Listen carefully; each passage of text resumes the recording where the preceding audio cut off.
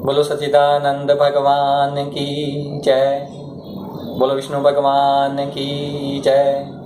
बोलो वृंदावन बिहारी लाल की जय। जय जय श्री राधे, जय जय श्री राधे।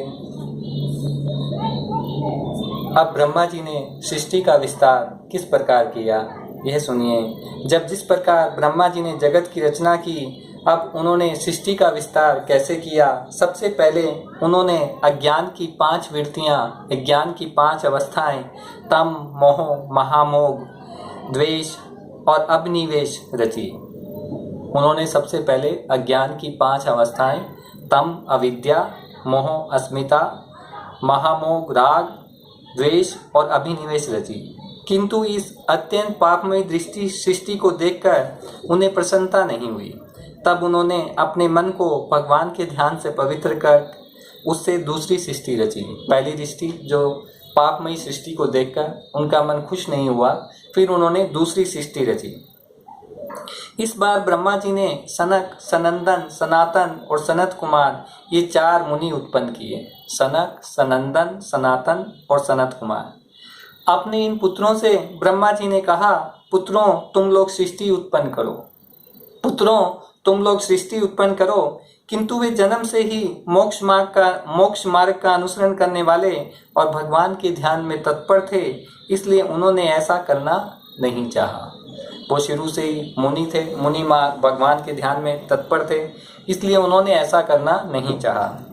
जब ब्रह्मा जी ने देखा कि मेरी आज्ञा न मानकर ये मेरा पुत्र मेरा तिरस्कार कर रहे हैं, तब उन्हें असह्य क्रोध हुआ, उन्हें बहुत क्रोध आया। उन्होंने उसे रोकने का प्रयत्न किया, किंतु बुद्धि द्वारा उनके बहुत रोकने पर भी वह क्रोध प्रजापति की बाहों के बीच में से एक नीले और लाल रंग के बालक के रूप में प्रकट हो गया। ब्रह्मा जी ने क्रोध को बहुत रोकने की कोशिश की, लेकिन फिर भी वो नीले और लाल रंग के एक बालक के रूप में प्रकट हो गया। वे देवताओं के पूर्वज भगवान रुद्र रो रो कर कहने लगे, जगत पिता विधाता मेरे नाम और रहने के स्थान बतलाइए। वो रुद्र जो है वो रो रो के कहने लगे, रुद्र कि मेरे भगवान भव रो रो कर कहने लगे, जगत पिता मेरे नाम और रहने के स्थान बतलाइए। तब भगवान ब्रह्मा ने उस बालक की प्रार्थना पूर्ण करने के लिए मधुर वाणी से कहा, रो मत, मैं अभी तुम्हारी इच्छा पूरी करता हूँ। भगवान ने कहा, रो मत, मैं अभी तुम्हारी इच्छा पूरी करता हूँ। तुम जन्म लेते ही बालक के समान फूट फूट कर रहने लगे, इसलिए प्रजा तुम्हें रुद्र नाम से पुकारेगी। तुम्हारे रहने के लिए मैंने पहले से ही हृदय, इंद्रिय, प्राण, आकाश, वायु, अग्नि, जल, पृथ्वी, सूर्य, चंद्रमा और तप ये स्थान रच दिए हैं। बोले मैंने तुम्हें तुम्हारे रहने के लिए ही पहले से ही इन स्थानों की रचना कर दी है। तुम्हारे नाम मन्यु, मनु, महान, शिव, ऋतुध्वज, काल, वामदेव, धितवर्त होंगे तथा धी, रीति, उष्णा, उमा, नियुक्त, सर्पी, इला, अंबिका, इरावती, सुधा और दीक्षा ये 11 रुद्राणियां तुम्हारी पत्नी होंगी। ये जो 11 रुद्राणियां हैं ये तुम्हारी पत्नी होंगी। तुम उपयुक्त नाम, ये जो ऊपर नाम दिया है और जो स्थान दिया है और स्त्रियों को स्वीकार करो, इनके द्वारा बहुत सी प्रजा उत्पन्न करो, क्योंकि तुम प्रजापति हो। प्रजापति का ही काम होता है प्रजा उत्पन्न करना, पालन करना। लोक पिता ब्रह्मा जी से ऐसी आज्ञा पाकर भगवान नील लोहित बल, आकार और स्वभाव में अपने ही जैसी प्रजा उत्पन्न करने लगे। भगवान रुद्र के द्वारा उत्पन्न हुए इन रुद्रों को असंख्य यूथ बनाकर सारे संसार को भक्षण करते देख ब्रह्मा जी को बड़ी शंका हुई। जब उन्होंने असंख्य रुद्रों को देखा और वे सारे संसार को भक्षण करने लगे, तब ब्रह्मा जी को बहुत शंका हुई।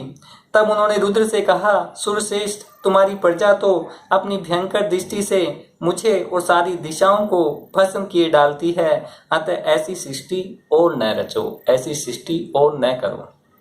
तुम्हारा कल्याण हो। अब तुम समस्त प्राणियों को सुख देने के लिए तप करो और फिर उस तप के प्रभाव से ही तुम पूर्ववत इस संसार की रचना करो। बोले अब तुम तपस्या करो और उस तप के प्रभाव से पूर्ववत संसार की, जैसा संसार पूर्व था वैसी ही उसकी रचना करो। जब ब्रह्मा जी ने ऐसी आज्ञा दी तब रुद्र ने बहुत अच्छा कहकर उसे शिरोधार्य किया और उनकी अनुमति लेकर तथा उनकी परिक्रमा करके वे तपस्या करने के लिए वन को चले गए।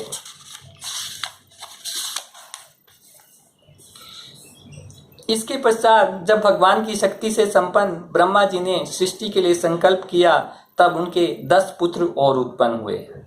उनसे लोक की बहुत वृद्धि हुई, उनसे बोले बहुत सारी प्रजा उत्पन्न हुई। उनके नाम मरीचि, अत्रि, अंगिरा, पुलिस्सय, पुलहु, कर्तु, भृगु, विशिष्ट, दक्ष और 10वें नारद थे। ब्रह्मा जी ने ये 10 ऋषि उत्पन्न किए।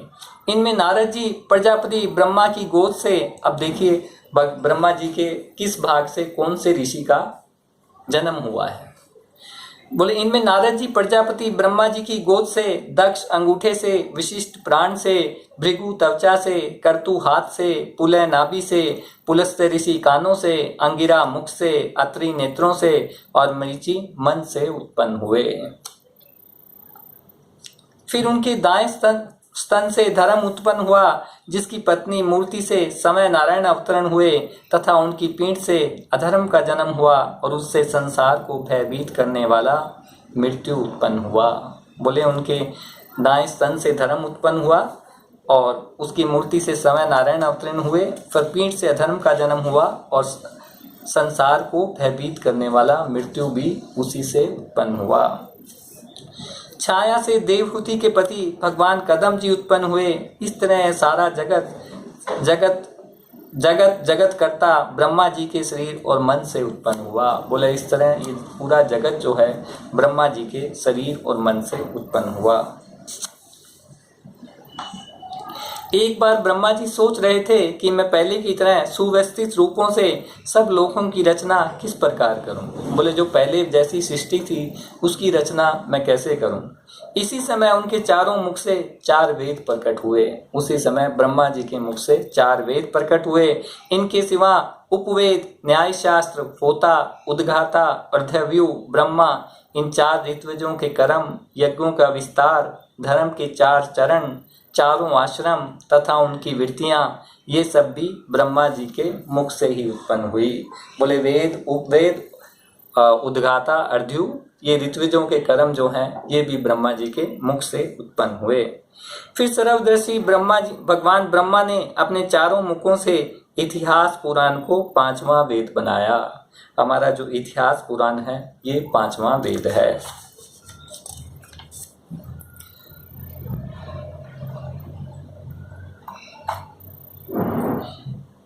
ब्रह्मा जी ने देखा कि महान शक्तिशाली ऋषियों से भी सृष्टि का विस्तार अधिक नहीं हुआ। मेरे निरंतर प्रयत्न करने पर भी प्रजा की वृद्धि नहीं हो रही। मालूम होता है कि इसमें देव ही कुछ विघ्न डाल रहे हैं। ब्रह्मा जी ने देखा कि जैसा वो चाहते हैं वैसे सृष्टि का विस्तार नहीं हो रहा है और उनको ऐसे लगने लगा कि भगवान ही इसमें कुछ विघ्न डाल रहे हैं।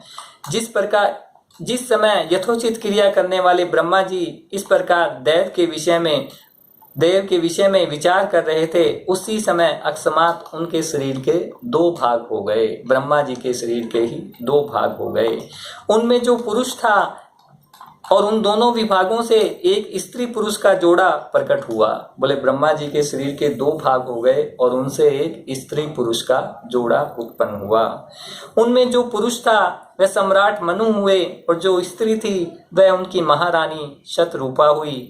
तब से स्त्री पुरुष संभोग से प्रजा की वृद्धि होने लगी। बोले पहले तो ब्रह्मा जी ने सृष्टि की रचना की थी, वो ब्रह्मा जी के शरीर से ही हुई थी। ब्रह्मा जी के ही शरीर से सारे ऋषि पैदा हुए थे। अब जब ब्रह्मा जी ने ये जो स्त्री पुरुष का जोड़ा हुआ उससे जो है संभोग से जो प्रजा की वृद्धि होने लगी। महाराज स्वयंभू मनु ने शतरूपा से 5 संतानें उत्पन्न की। उनमें प्रियव्रत और उतानपाद 2 पुत्र थे तथा आकुति, देवहूति और प्रसूति 3 कन्याएं थी। मनु जी ने आकुति का विवाह रुचि प्रजापति से किया। मझली कन्या देवहूति कदर्म जी को दी और प्रसूति दक्ष प्रजापति को। इन तीनों कन्याओं की संतति से सारा संसार भर गया। बोले इन तीनों कन्याओं की पुत्र पुत्रियों से ही ये सारा संसार भर गया।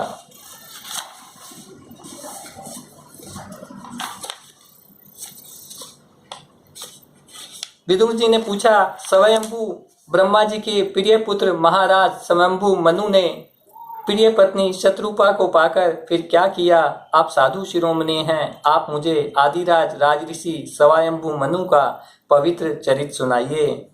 मैत्रेय जी बोले, जब अपनी भार्या शत्रुपा के साथ स्वयंभू मनु का जन्म हुआ तब उन्होंने बड़ी नम्रता से हाथ जोड़कर ब्रह्मा जी से कहा, भगवान, एकमात्र आप ही समस्त जीवों के जन्मदाता और जीविका प्रदान करने वाले पिता हैं तथा हम आपकी संतान हैं। ऐसा कौन सा कर्म करें जिससे आपकी सेवा बन सके? हम आपको नमस्कार करते हैं। हम आपसे हो सकने योग्य किसी ऐसे कार्य के लिए हमें आज्ञा दीजिए जिससे इस लोक में हमारी सर्वकीर्ति हो और परलोक में सद्गति प्राप्त हो सके। बोले, हमको ऐसा कार्य करने की आज्ञा दीजिए जिससे हमारी इस लोक में कीर्ति हो और परलोक में हमें सद्गति मिले। ब्रह्मा जी ने कहा, पृथ्वी पते, तुम दोनों का कल्याण हो। मैं तुमसे बहुत प्रसन्न हूँ क्योंकि तुमने निष्कपट भाव से मुझे आज्ञा दीजिए यूं कहकर मुझे आत्मसमर्पण किया है। बोले, मुझे आज्ञा दीजिए ये कह के जो आत्मसमर्पण किया है, इससे ब्रह्मा जी बोले, मैं बहुत प्रसन्न हो गया हूँ। वीर पुत्रों को अपने पिता की इसी रूप में पूजा करनी चाहिए। उन्हें उचित है कि दूसरे के प्रति ईर्ष्या का भाव न रखकर जहाँ तक बने उनकी आज्ञा का आदर पूर्वक सावधानी से पालन करे। बोले, पुत्र को पिता की आज्ञा का जहां तक हो सके पालन करना चाहिए। तुम अपनी इस भार्या से अपने ही समान गुणवती संतान उत्पन्न करके धर्म पूर्वक पृथ्वी का पालन करो और यज्ञों द्वारा श्री हरि की आराधना करो। प्रजा पालन से मेरी बड़ी सेवा होगी। तुम्हें प्रजा का पालन करते देखकर भगवान हरि मुझसे प्रसन्न होंगे। बोले, तुम इससे प्रजा पालन करो जिससे मेरी सेवा होगी और भगवान जो है वो प्रसन्न होंगे। मनु ने कहा, पाप का नाश करने वाले पिताजी, मैं आपकी आज्ञा का पालन अवश्य करूंगा, किंतु आप इस जगत में मेरे और मेरी भावी प्रजा के रहने के लिए स्थान बतलाइए। देव, सब जीवों का निवास स्थान पृथ्वी इस समय प्रलय के जल में डूबी हुई है। आप इस देवी के उद्धार का प्रयत्न कीजिए।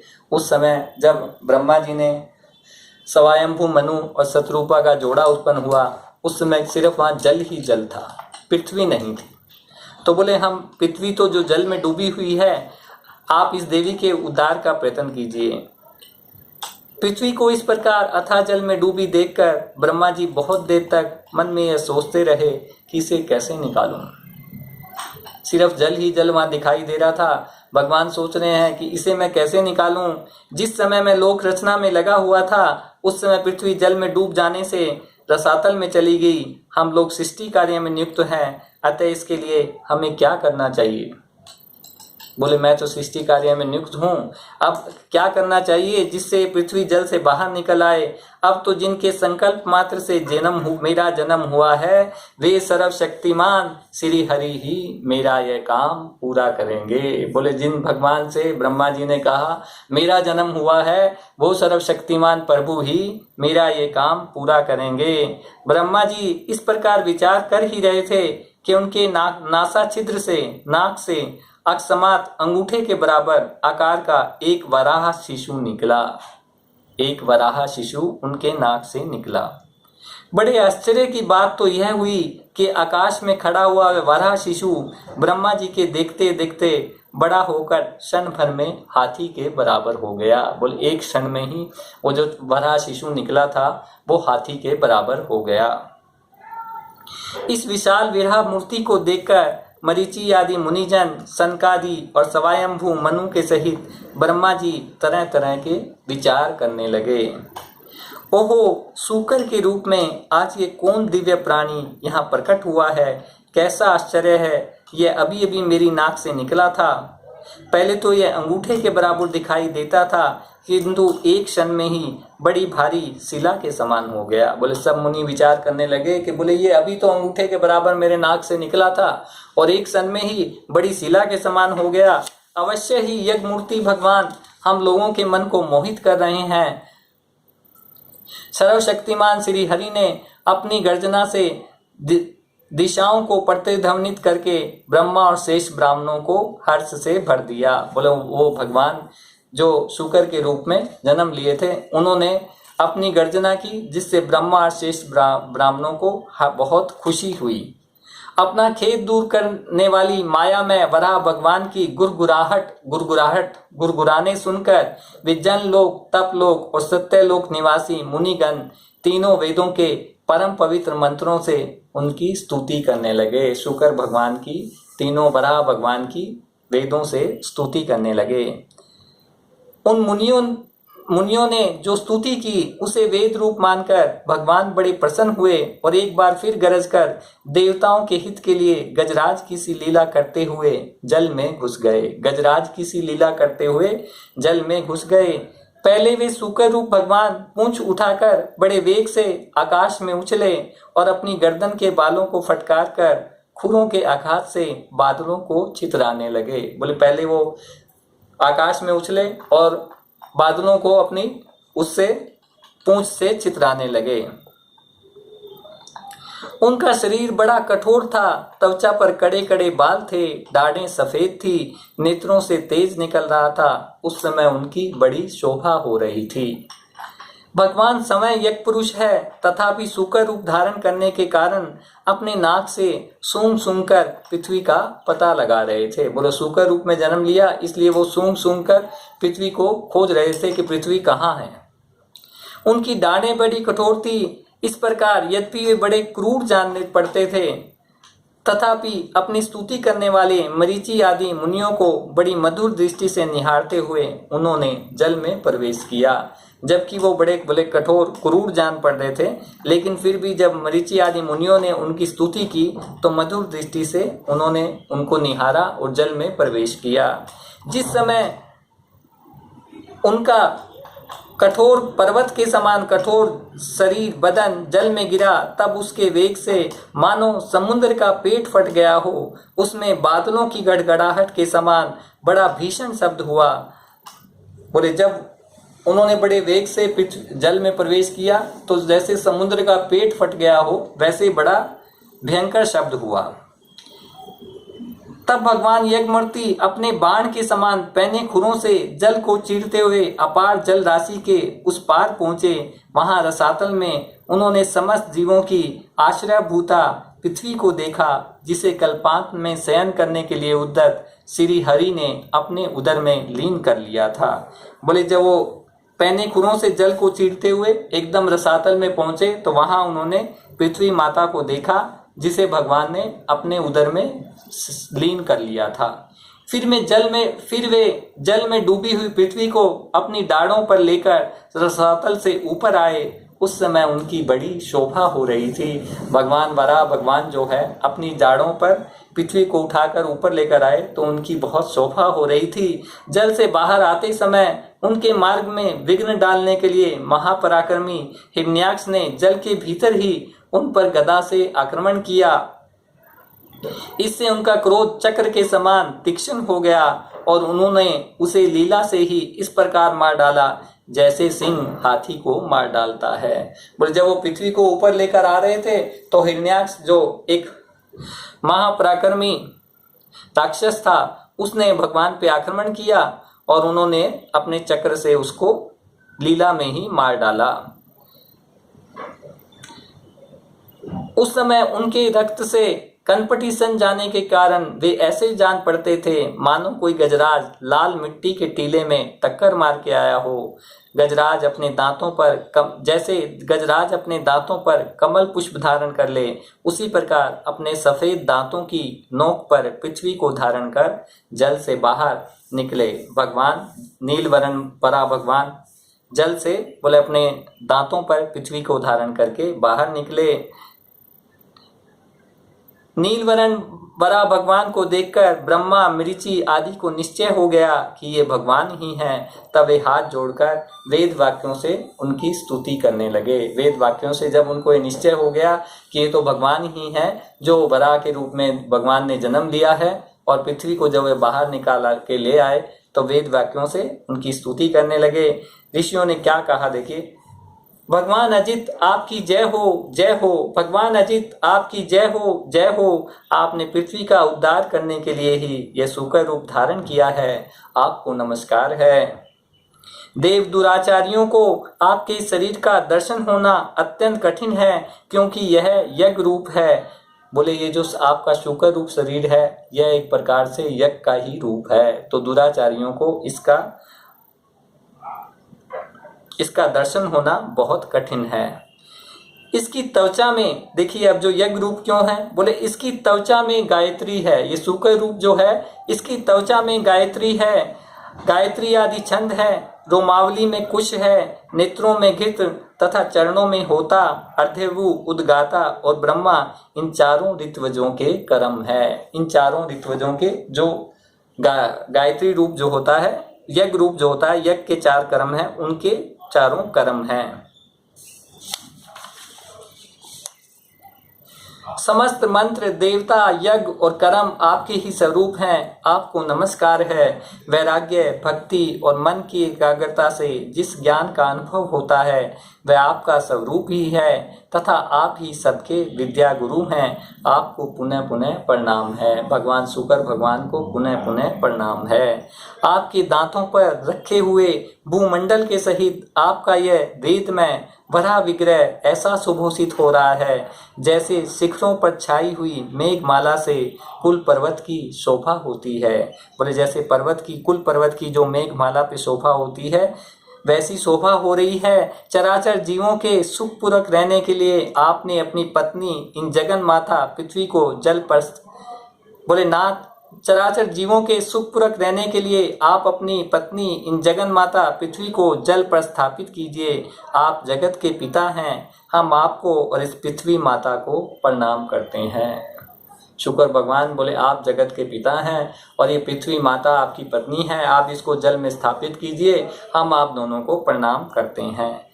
रसातल में डूबी हुई इस पृथ्वी को निकालने का साहस आपके सिवा और कौन कर सकता था, किंतु आप तो संपूर्ण आश्चर्यों के आश्रय हैं। आपके लिए यह कोई आश्चर्य की बात नहीं है।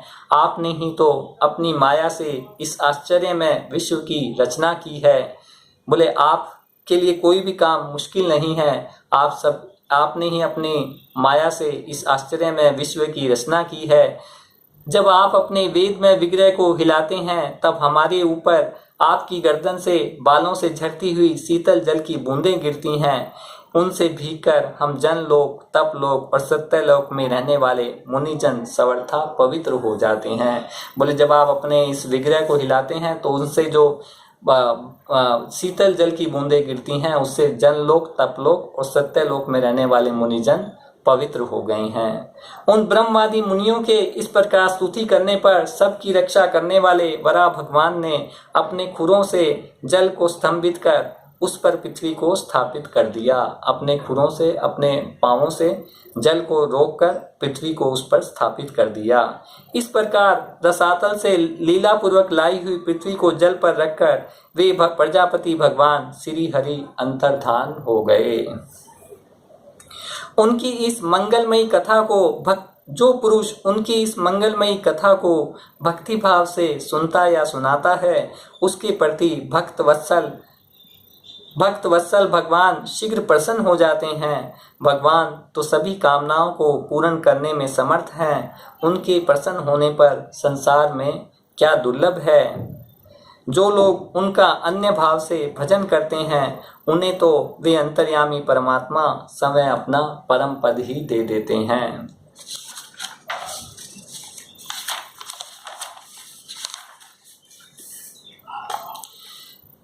अब देखिए दिति का दबखान। एक बार दक्ष की पुत्री दिति ने पुत्र प्राप्ति की इच्छा से कामातुर होकर सायंकाल के समय ही अपने पति मरीचि नंदन कश्यप जी से प्रार्थना की।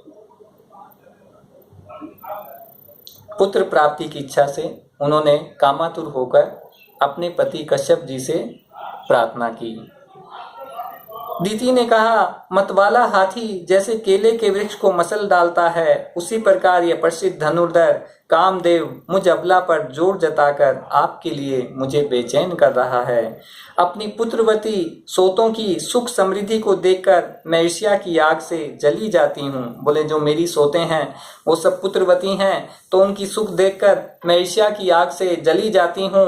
अतः आप मुझ पर कृपा कीजिए, आपका कल्याण हो। जिनके गर्भ से आप जैसा पति पुत्र रूप से उत्पन्न होता है, वे ही स्त्रियां अपने पतियों से सम्मानित समझी जाती हैं। उनका सुयश संसार में सर्वत्र फैल जाता है। हमारे पिता प्रजापति दक्ष का अपनी पुत्रियों पर बड़ा स्नेह था। बोले हमारे जो पिता है उनका हम पे बड़ा स्नेह था। एक बार उन्होंने हम सबको अलग अलग बुलाकर पूछा कि तुम किसे अपना पति बनाना चाहती हो। वे अपनी संतान की सब प्रकार की चिंता रखते थे।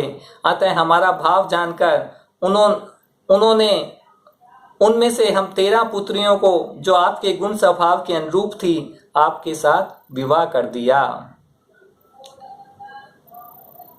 बोले हमारे पिता ने 13 पुत्रियों को आपके साथ कश्यप जी विवाह कर दिया, और मैं अपनी सोतों को, जो मेरी जो बहनें हैं, उनकी सुख समृद्धि और उनको पुत्रवती देखकर बहुत ईर्ष्या की आग से जल जाती हूँ।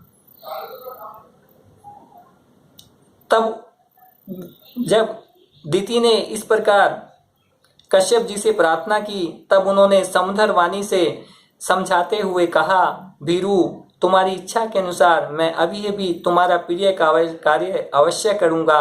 भला जिसके द्वारा अर्थ, धर्म, काम और मोक्ष तीनों की सिद्धि होती है, अपनी ऐसी पत्नी की कामना कौन पूरी नहीं करेगा। तो भी तुम्हारी संतान प्राप्ति की इच्छा को मैं यथाशक्ति अवश्य पूर्ण करूंगा, परंतु अभी तुम एक मुहूर्त ठहरो, जिससे लोग मेरी निंदा न करें। यह अत्यंत घोर समय राक्षस आदि घोर जीवों का है और देखने में भी बड़ा भयानक है। इसमें भगवान भूतनाथ के गण भूत प्रेत आदि घूमा करते हैं। बोले तुम अभी एक घड़ी रुक जाओ, एक मुहूर्त, क्योंकि ये जो समय है ये भूत प्रेतों का समय है, तो इस समय हमें थोड़ा इंतजार करना चाहिए। पति के इस प्रकार समझाने पर भी कामातुर दिति ने ब्रह्म ऋषि कश्यप जी का वस्त्र पकड़ लिया। तब कश्यप जी ने उस निंदित कर्म से अपनी भार्या का बहुत आग्रह देख देव को नमस्कार किया और एकांत में उनके साथ समागम किया।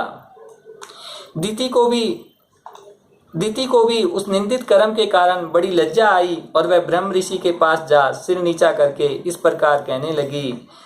बोली, भगवान रुद्र भूतों के स्वामी हैं, मैंने उनका अपराध किया है, किंतु वे भूत श्रेष्ठ मेरे इस गर्भ को नष्ट न करें। कश्यप जी से प्रार्थना की कि आपने मना किया, तो भी मैंने उस समय जो काम किया है वो बहुत गलत है, और भूतों के स्वामी जो भगवान रुद्र हैं वो मेरा अपराध क्षमा करें और वे मेरे इस गर्भ को नष्ट न करें। मैं उग्र एवं रुद्रदेव महादेव को नमस्कार करती हूँ। कश्यप जी ने कहा, दिति तुम्हारा चित्त काम वासना से मलिन था, वह समय भी ठीक नहीं था, तुमने मेरी बात भी नहीं मानी तथा देवताओं की भी अवहेलना की। तुम्हारी कोख से 2 बड़े ही अमंगलमय और अधम पुत्र उत्पन्न होंगे। वे बार बार संपूर्ण लोक और लोकपालों को अपने अत्याचारों से रुलाएंगे।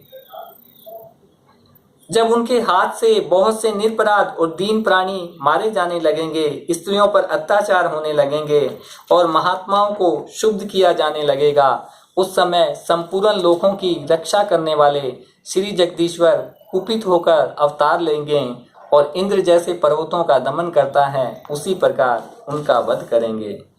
दिति ने कहा, प्रभु यही मैं भी चाहती हूँ कि यदि मेरे पुत्रों का वध हो तो साक्षात भगवान चक्रपाणी के हाथ से ही हो, कुपित ब्राह्मणों के शाप आदि से ना हो। बोले मेरे पुत्र बड़े अमंगलकारी हैं, लेकिन उनका वध हो तो भगवान के हाथों ही हो। कश्यप जी ने कहा, देवी तुमने अपने किए पर शोक और पश्चाताप प्रकट किया है, तुम्हें शीघ्र ही उचित अनुचित का विचार भी हो गया तथा भगवान विष्णु शिव और मेरे प्रति तुम्हारा आदर, भगवान विष्णु शिव और मेरे प्रति भी तुम्हारा बहुत आदर जान पड़ता है। इसलिए तुम्हारे एक पुत्र के 4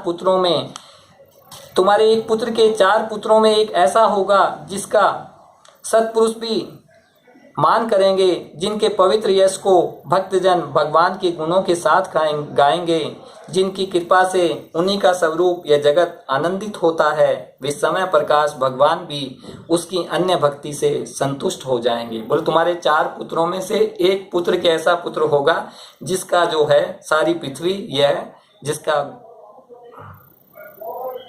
संतुष्ट हो जाएंगे। तो बालक बड़ा ही भगवत भक्त, उदार हृदय, प्रभावशाली महान पुरुषों को भी पूज्य होगा तथा जो इस संसार के बाहर भीतर सब और विराजमान है, अपने भक्तों के अनुसार समय समय पर मंगल विग्रह प्रकट करते हैं, जिनका मुखमंडल झिलमिलाते हुए कुंडलों से सुभूषित है, उन परम पवित्र कमल नयन श्री हरि का तुम्हारे पुत्र का प्रत्यक्ष दर्शन होगा।